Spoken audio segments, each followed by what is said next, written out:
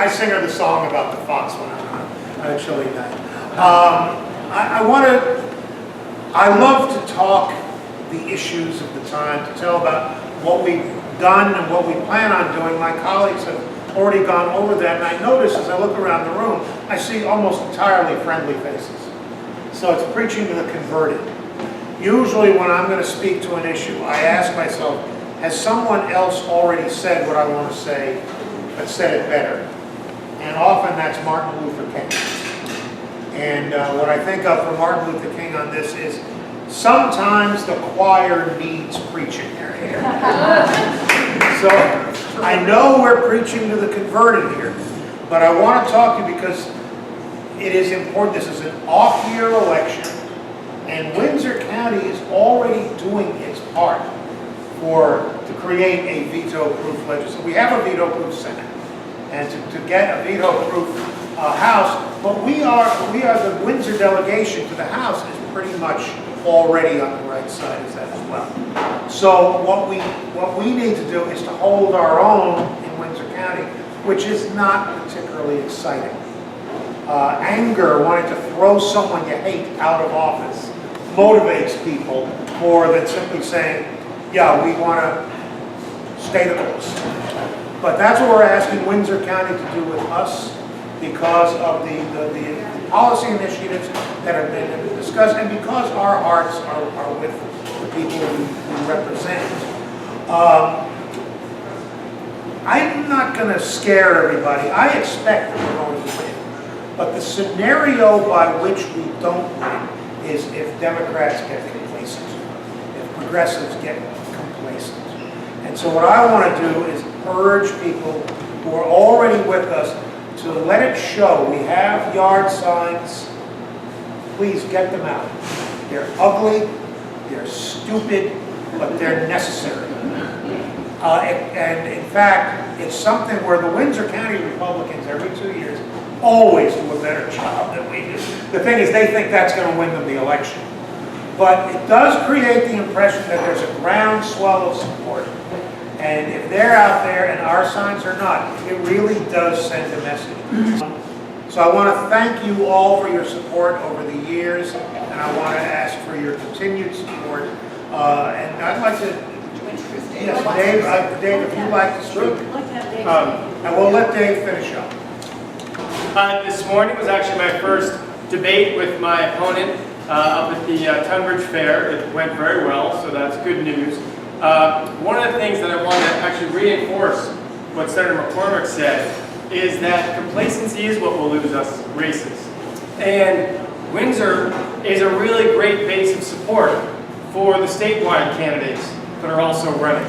And the Republican Party, in some cases, doesn't even have enough candidates to run in Senate races, run in House races, and so their volunteer base is circling the wagons on just a couple of specific races, of which mine happens to be one of them, and Coach Christie's and other House members' speaker, Mitzi Johnson, is the other.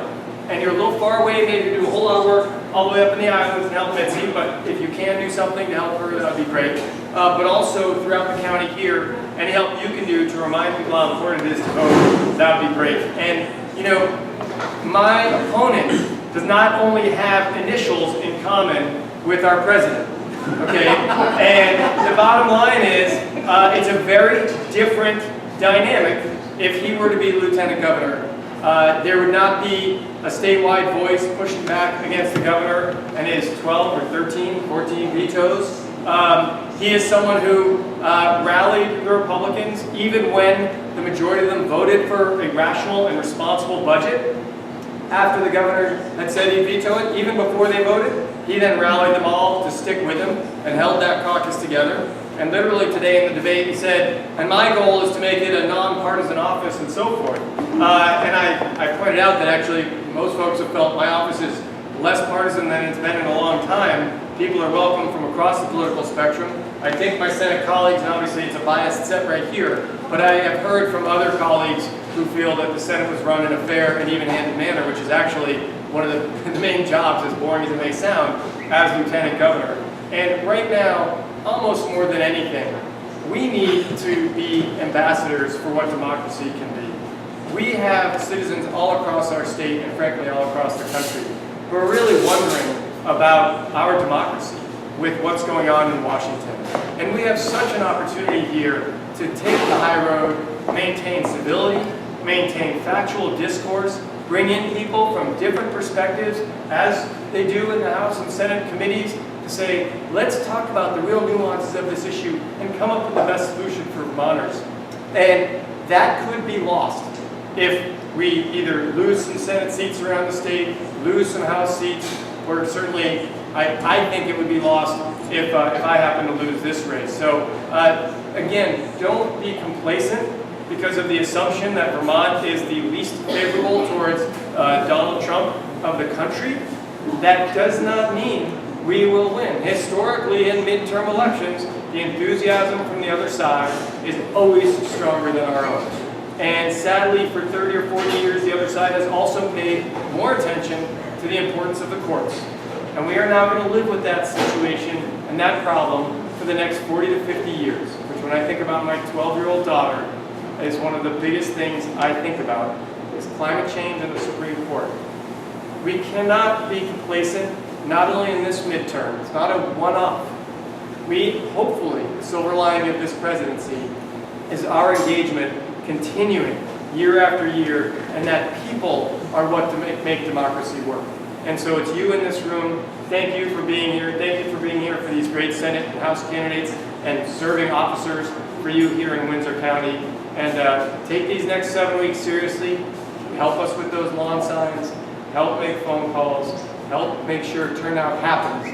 And I've talked enough. No, and one final thank you to Shar Austin, who is the chair of the Springfield Dems, and Bill Cook, who is here, who is our chair of the Windsor County Democrats. Both of you have helped make tonight's event really possible and successful, and also to Cindy Metcalf,